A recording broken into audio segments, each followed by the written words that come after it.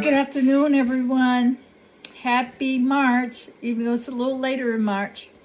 Did not get a chance to have an opportunity to speak with you in February. We were just a little busy with the Metro surge and trying to figure out all the things we need to do to make sure we were honoring what the government need and wanted us to do and to keep each other safe. But this is Women's History Month, and so I thought I would take the opportunity to talk about history. First, I want to honor the one woman in my life, my mother. Georgia May Rogers is her birth name, and I love her so much, and she taught me so much about life and to love all people and to treat everyone with dignity and respect. She never met a stranger. She would always make you laugh if you ever got an opportunity to meet her. And today I just want to salute my mother and say happy Women's Month to the woman who birthed me and brought me into this world.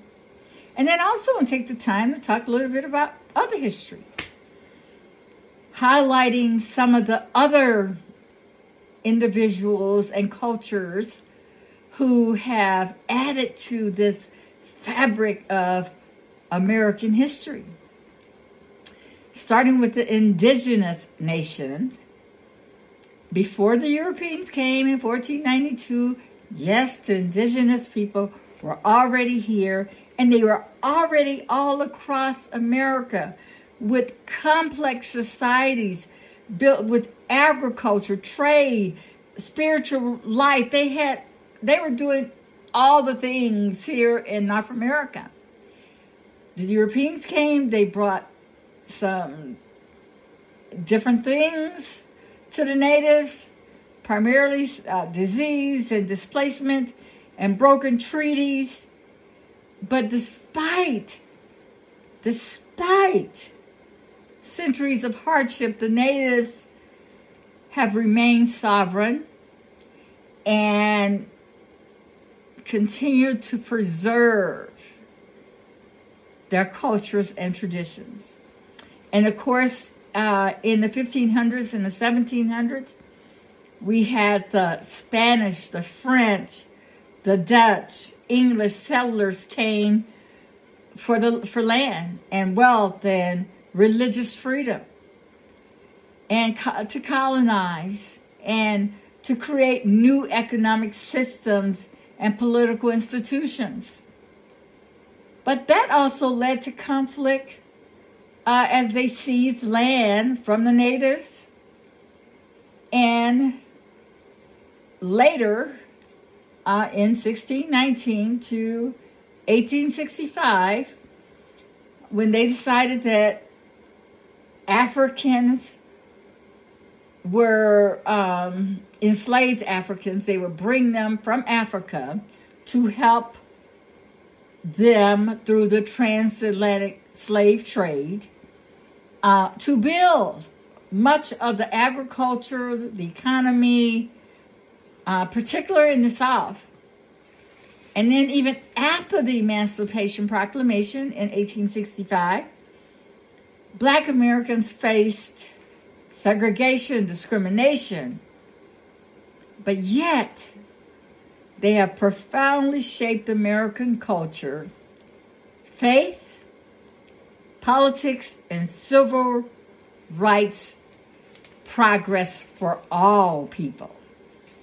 And then in the 19th century, we had the Irish, the Germans, Scandinavians, and later the Italians, and also other Eastern European immigrants arriving, all seeking opportunity here in America, fleeing famine and unrest.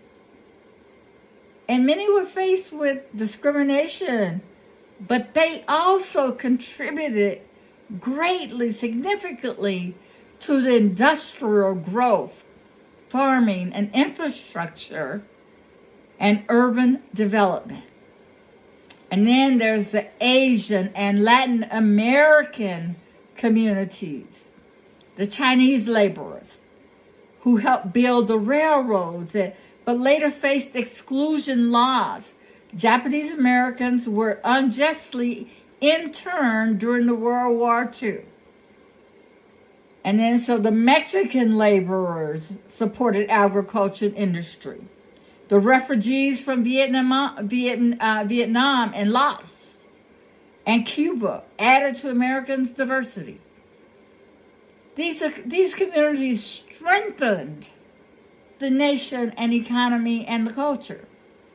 And then, of course, continuing into the 20th and the 21st century, after immigration's reforms in 1965, waves of immigrants from Asia, Africa, Middle East, Latin America, all were coming to America. And America became increasingly more diverse, culturally, religiously, and modern immigration continues to shape the workforce, innovation, and community life today. But in conclusion, I want to say that we all add to human history, the fabric of what makes America great. We all add to it. Our families, our histories, we add value. And it is human history that we celebrate. Even though we carve out certain months for certain things, we all have contributed to what makes America a great place. All of us who have immigrated here to an indigenous nation who is already here, and we contribute to it. So thank you. And we just want to say continue to do the work and continue to make us great here in America.